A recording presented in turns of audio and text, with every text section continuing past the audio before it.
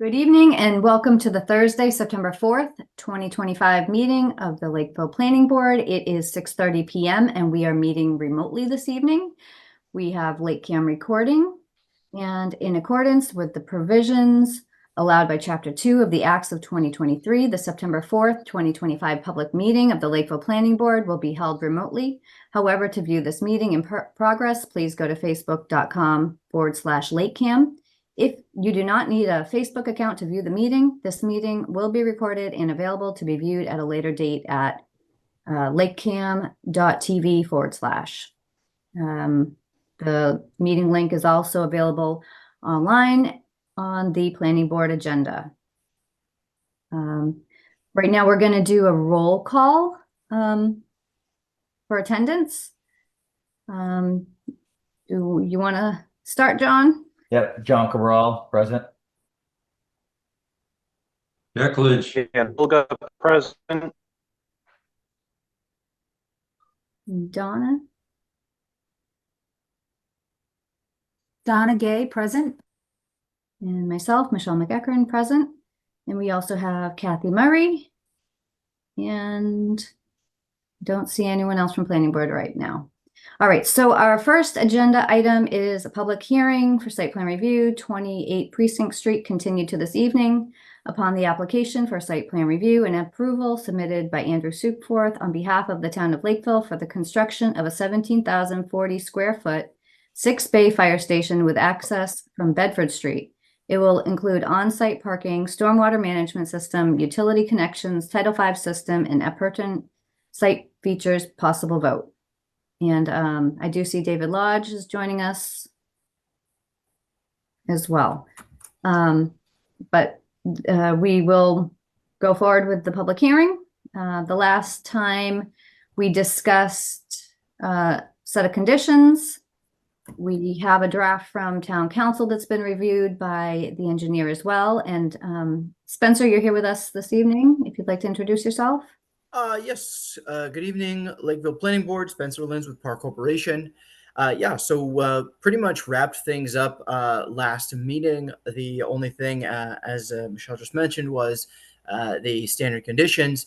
We got a list of those this afternoon, and we're good with everything. We just wanted to discuss the language on a single one of them. I think it was item 7, according to Taylor McDonald's communications with Kathy today. We wanted to potentially add a clarifier at the end of the condition that just says unless determined appropriate and or necessary by the building commissioner.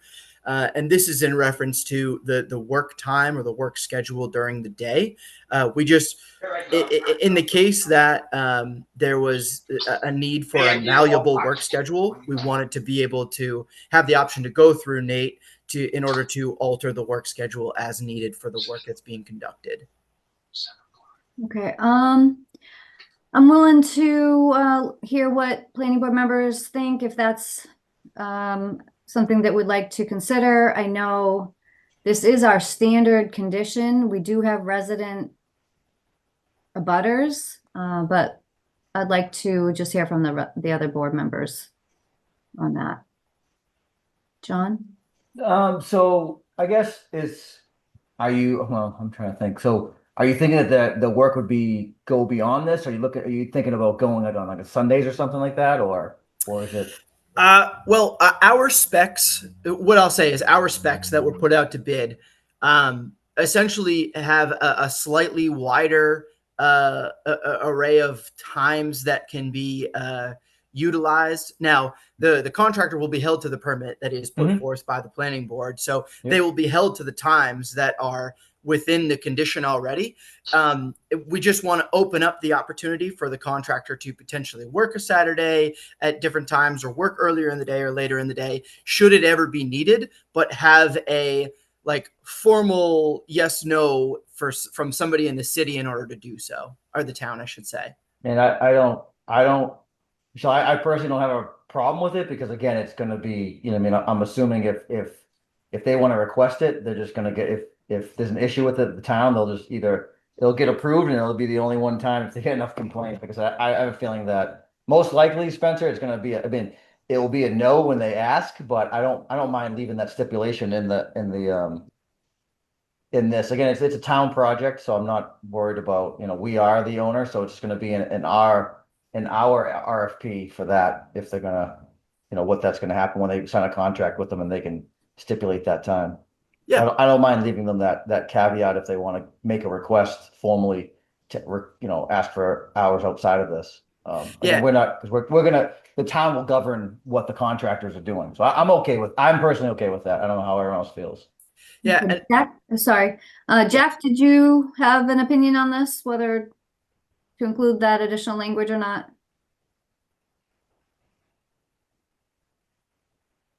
Oh, Jack, you muted.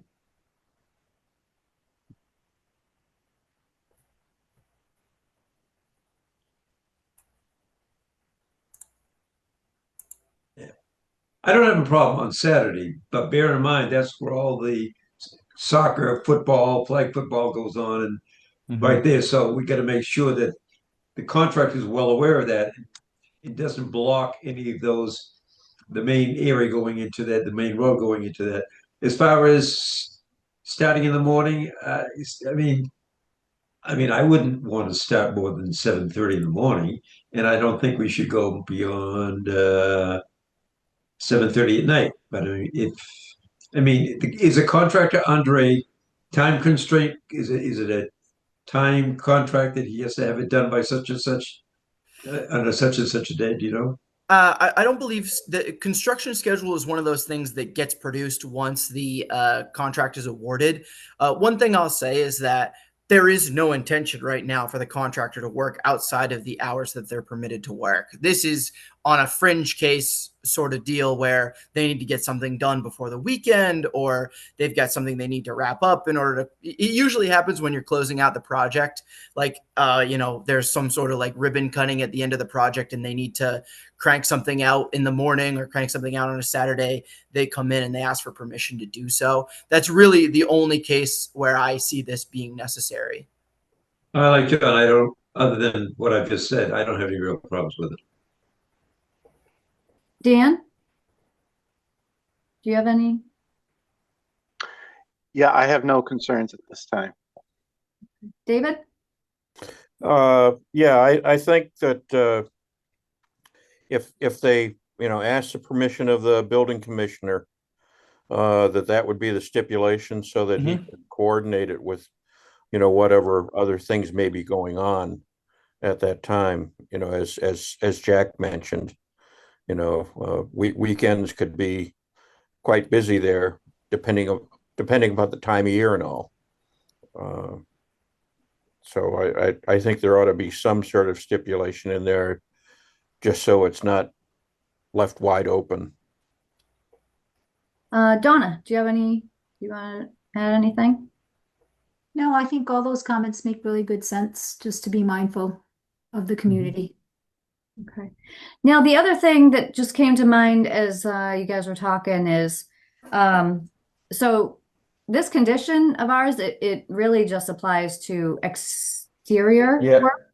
So we've actually tweaked it in the past. So it says it right here, construction of the site. Yeah. This would only be for what's purview to the planning board, right? Sorry, Madam Chair. Yes. Yeah. It only applies to site plan approval. So. Right. So any activity inside the building wouldn't be affected by this. I do share the concern of Jack brought up about, there's a lot of things going on in that area. I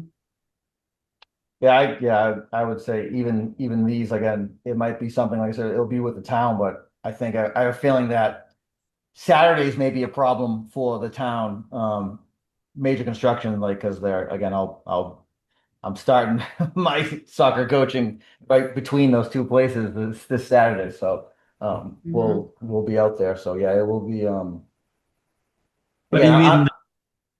sorry, Jeff. Go ahead. No, I'm just saying, like, I don't mind putting the stipulation because it's going to have to be formally written, and I'm assuming when that goes out for the contract with the final site contractor, it's going to be written in the times they can work on it. Yes.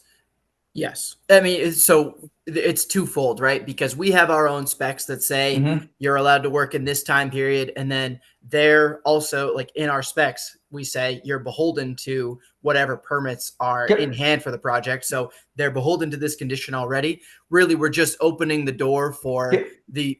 the town to make its Special own request. decision on a special request. Yep.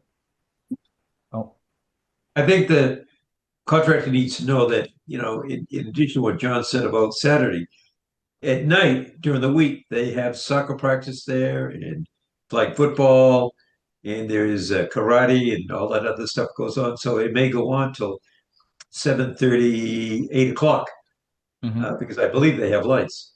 Yeah. So the contractor needs to be aware that there's a lot of activity going on there. Cars coming to go. That's all. Other than that, I don't think it's a big deal.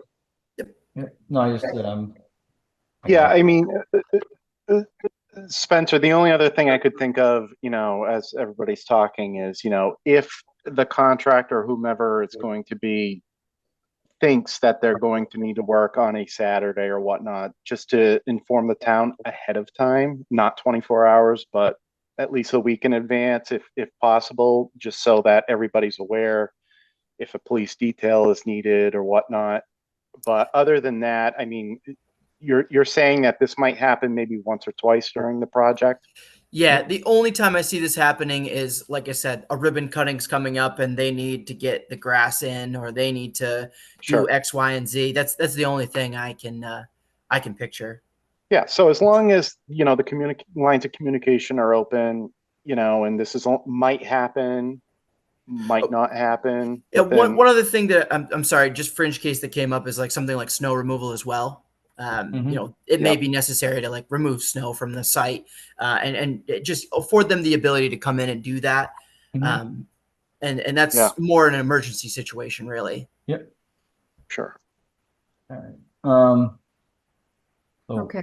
So it Madam sounds Chair, like yeah. everyone's I'm sorry, John. Yeah. No, I was gonna say I'm trying to think of how we want to word this. I'm sorry. Yeah, but go ahead. Please continue. I mean, I'm good with inserting the word, the wording unless determined appropriate and or necessary By the building by the commissioner. building commissioner, into That after the word holiday, after that sentence ending in holiday.